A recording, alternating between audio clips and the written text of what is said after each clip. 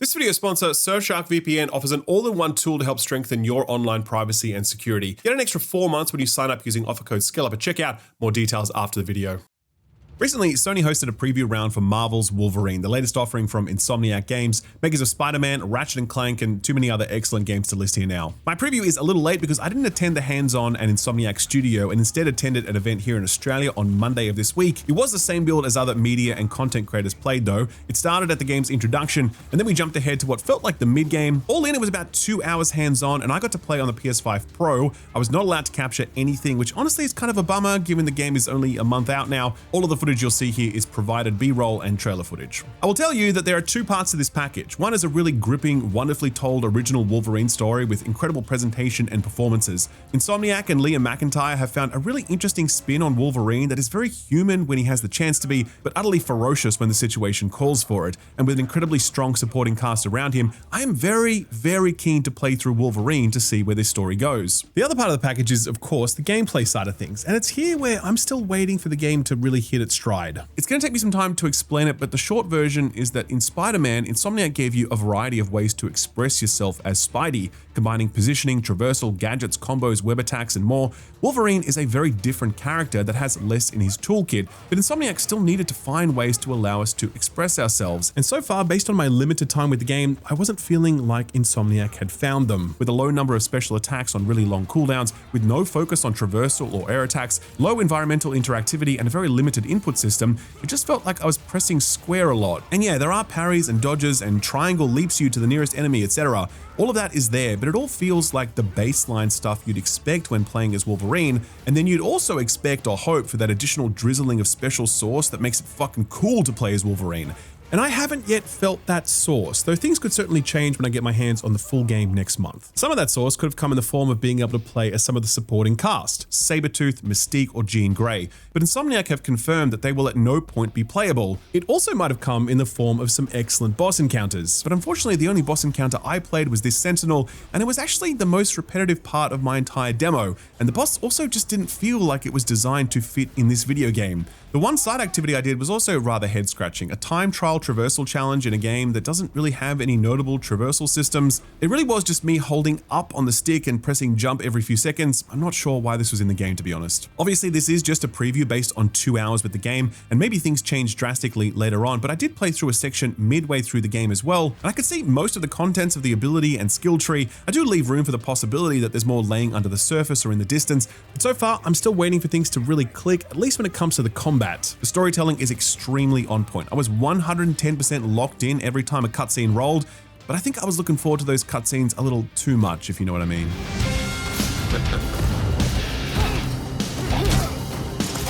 I just needed some space. You just give a shit when it suits you.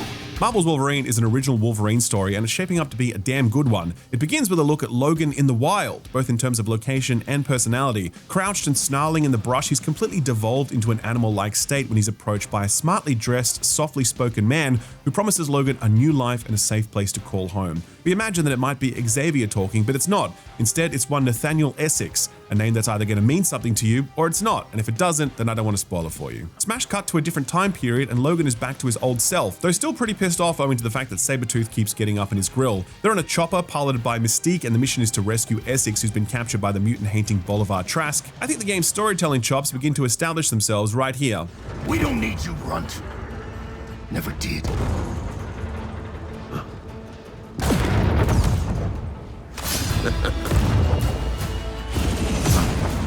I love this moment because I think it captures so much that makes Logan, and Wolverine. His beef with Sabretooth, his fearlessness, never flinching when anyone steps to, no matter how big they are, his preference for action over words, or in this case, gestures over words, as well as his ability to jump out of a plane without a parachute and dive bomb into an APC, because these are the things you can do when your skeleton is made of an indestructible metal and your body can regenerate itself. And your suit too, apparently. I actually interviewed the game's senior project director, Jess Rainier-Reed, and I asked her, in the context of the studio's history with Spider-Man, what muscle memory were you relying on when making Wolverine versus what habits were you forcing yourself to break? She told me that storytelling was the muscle memory that the studio was happiest to rely on, and you can sense that here, since there's a familiar mix of cutscenes, in-mission storytelling, and found lore items that all combine seamlessly to make it feel as though storytelling is always happening, even when you're fighting. And that storytelling so far is kinda excellent. Like, I really love it, in fact. The centerpiece is, of course, the big man himself, or should I say the little man, since Insomniac have smartly chosen a stature that's a little closer to the comic book origins than Hugh Jackman's lithe proportions, played by Australian actor Liam McIntyre, who I met and who used to work at EB Games in Australia, and we spent like 5 minutes bitching about area managers and game guarantees, so I feel like I just became best friends with Wolverine. Anyway, that aside, this guy is doing a really fantastic job as Logan and Wolverine, since they are the same person, but they're different personas. McIntyre's Wolverine channels all of the unbridled ferocity you'd expect from the little furball. You can feel his enraged roars deep in your jellies, and when the claws are out, there is never a single moment when you aren't thinking to yourself, oh yeah, he's mad. But anyone can just be really angry, and so it's the Logan stuff where McIntyre really shines. Logan is more than his rage, a lot more actually. He's hurt and confused because of all the wrong that's been done to him. He's tortured by guilt for all the wrong he's done to others. He's always ready with a snarky joke but only deploys them sparingly. He's warm when he likes you and tender when he really likes you. There's a lot of depth to this character, and McIntyre's performance seems to be capturing all of it. I just needed some space from everything. Yeah. And would you believe me if I told you that the rest of the cast is just as strong? Troy Baker is turning in another pitch-perfect performance as Nathaniel Essex. I won't say too much about that performance because it does wander into spoiler territory, but look, it's Troy Baker. This guy doesn't know how to do a bad job, and you're gonna love him here. You came back. My personal favorite has got to be Sabretooth, voiced by Brett Gibson. I love me some Sabretooth in general, and this rendition here is excellent. This guy's just a massive asshole who would love nothing more than to rip Logan in half, but he can't for various reasons, and the tension between these guys is exactly what any Wolverine fan would have been hoping for. I thought you were back.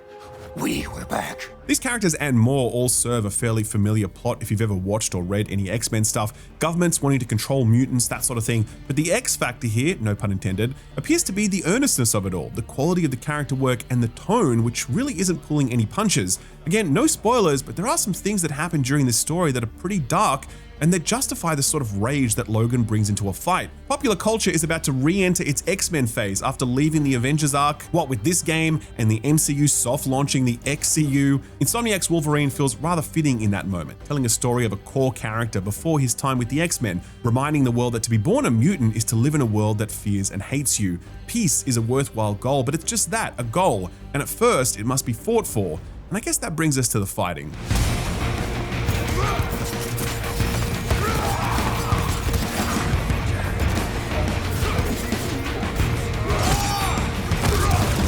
Marvel's Wolverine will really make you feel like Spider-Man. To be clear, that is a joke, but also kind of not. If you played Spider-Man and then you pick this up, you're immediately like, okay, I know what I'm doing. Obviously, they're both games about punching and kicking, but I'm not talking about that. I'm talking about the visual framing of combat with its focus on flashy combo finishes and tag team kills. Doesn't this feel good? I know you missed it. I'm talking about off-screen enemies yelling that they're about to fire with generous on-screen indicators, making it very easy for you to time the dodge without ever having to look at who's shooting you.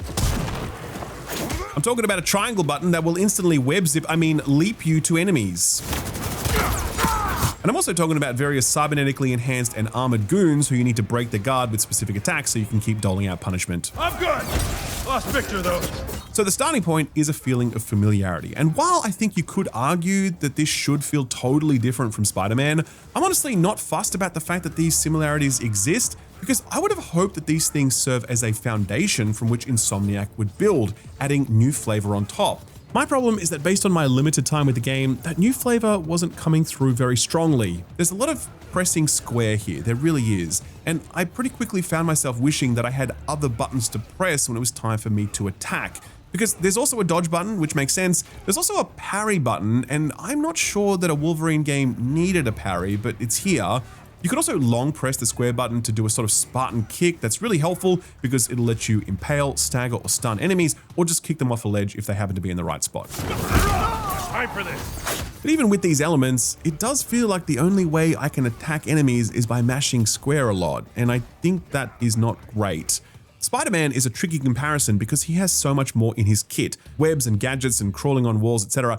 I'm certainly not saying that Wolverine has to be able to do all the same stuff because that would be ridiculous, but I do think he should be able to do some more stuff than he's currently doing. I think Wolverine's special moves are a good example of what I'm talking about. Personally, in action games, I don't love special moves that are just cooldown dumps. I like when the special moves can be woven into your core combat kit more regularly and more organically. Wolverine's special abilities are single moves that can't be woven into combos, and they're on really long cooldowns. Like, you have this really cool cyclone spin thing that sends enemies flying, and I love it, but you can only use it like once every encounter maybe because it takes so long to recharge. Obviously, if you were going to use it more than that, you'd have to balance its damage output accordingly, but I would have liked to have been able to use that move a lot more than I was allowed to. Instead, I was just hitting square a lot and eyeing that cooldown timer very impatiently. I think about all the games that have let me control Wolverine in the past, namely fighting games. To be honest, there have been some others too, and many of them have given me far more expression in the Wolverine combat fantasy. So far, the combat in Insomniac's Wolverine is delivering sound fundamentals, but it seems very reliant on impressive animations and gore to elevate things, rather than a deep and flexible combat system that gives me the ability to make great things happen outside of the pre-baked animations. That might have made more sense to me if other characters were also playable, since you would have had a broader combat sandbox. Sadly though, Wolverine is the only playable character here, and you might say, well, of course it is. It's called Marvel's Wolverine, not Marvel's Team X, and yes, I know that. I'm just saying that Spider-Man 2 let you play as MJ, and those missions were kind of boring. Imagine similar missions, but you're playing as Mystique. Hell yeah. Spider-Man 2 lets you play as the big, destructive, terrifying Venom. Imagine playing as Sabretooth. That would have been sick as hell. And don't even get me started on how awesome it would be to play as Jean Grey. I know it's wishlisting, but I don't think I would have been wishlisting like this had the core Wolverine combat really hit for me. But the fact that it didn't leads me to start thinking about what might have been. I'm also a little worried about the bosses. You see a quick snippet here. They only provided 34 seconds of B-roll for this one, when this fight goes for much longer than that, and it's actually quite repetitive since the boss has a lot of health and very few attack animations. It also just seems like this boss doesn't really belong in this game, in the sense that the combat model is very much built around moving between and dispatching lots of individual targets to build and maintain your rage, which increases your damage. Whereas here, you're just kind of wailing on the Sentinel's arm over and over again, dodging his laser eyes when the time comes. It just doesn't feel like this particular boss actually fits the combat model that's been built for this game. I can actually see this working for Spider-Man, since you could web swing to avoid the lasers, or jump to the Sentinel's body to deal more damage more regularly or whatever. But this Wolverine who's so wedded to the ground, I don't really think he works in a fight like this. The decision to keep Logan's feet mostly on the ground was a conscious one, as Insomniac stated in an interview with Games Radar. Director of Technology Mike Fitzgerald says, quote, "It took us a while to say Traversal is not an important part of Wolverine as a character," end quote. Personally, I disagree with that, since his animalistic movement is a pretty big part of the way he fights, and I think that would naturally translate to an interesting approach to Traversal if you were to tug at that thread. Regardless, if this is Insomniac's design approach, then the inclusion of a Traversal challenge is very puzzling. That was actually something I did during my playthrough. I headed through this nightmare portal thing, and these are gameplay challenges which are meant to unlock portions of Logan's lost memories. I don't have any footage of this actually, so I'll just have to show you a separate Traversal sequence which is very similar to it. The nightmare challenge was an obstacle course sort of thing, but because there aren't any real traversal mechanics in the game, it just involved me running forward and pressing the jump button occasionally. It's a time trial thing, and the only reason I didn't get a platinum rating on my first go was because one of the jump pads bugged out and it didn't boost me far enough. Because yeah, you can't even control how high you jump in this game. The only way you get these really high jumps you're seeing here is when you jump off these very specific angled pads. And it's like, why can't I control how high I jump as Wolverine? That feels like something I should be able to do, right? Stop telling us! Just save it! I do want to be clear that when it comes to this gameplay related stuff, what I experienced definitely hits a certain quality bar that many other studios would be envious of. This is still fun to play, the spectacle and the gore is top tier, the animations and finishes are amazing, the snappiness and responsiveness of combat is all there, and it's incredibly polished to boot. I'm not out here saying that this stuff is bad, I'm just saying that for me personally, it's missing the sauce that we expect from a studio of Insomniac's caliber. Misaligned boss design and traversal challenges in a game without any traversal systems is not what I would have expected. More importantly though, I think the combat is hitting the fundamentals, but it's missing elements that allow you to truly express yourself, and that expression is often the hallmark of a great melee action game. Like I said though, this is a preview based on just 2 hours with the game, so please don't take any of these opinions as final, and as I've said many times before, don't worry too much about any one opinion, especially mine, when the most important opinion is your own. Marvel's Wolverine will be out mid-September, exclusive to PS5. I will be reviewing the full game before or near then, so be sure to subscribe so you know when that review drops. Thanks again for watching, and I'll see you real soon. Bye-bye.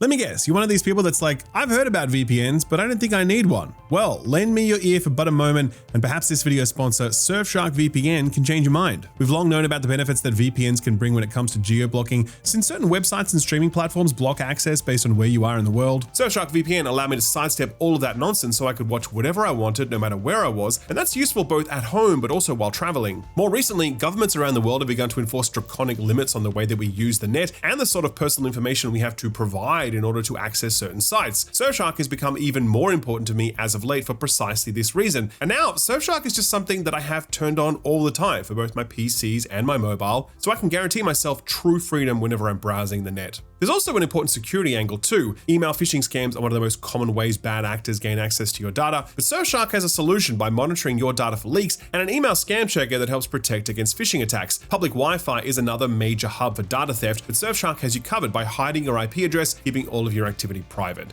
It's super convenient since Surfshark can be used on a range of devices from PCs to phones to tablets and more, and their intuitive user interface makes it super easy to use. Sometimes it's as little as one click and you're away. I love it. I would never not have it installed on all of my devices. And if you want to check it out for yourself, you can visit surfshark.com/skillup. And if you use offer code SKILLUP at checkout, you'll get 4 extra months. A great deal for a great product. That's surfshark.com/skillup. Offer code SKILLUP at checkout for 4 extra months. Thanks Surfshark for sponsoring the video, and thank you for watching it.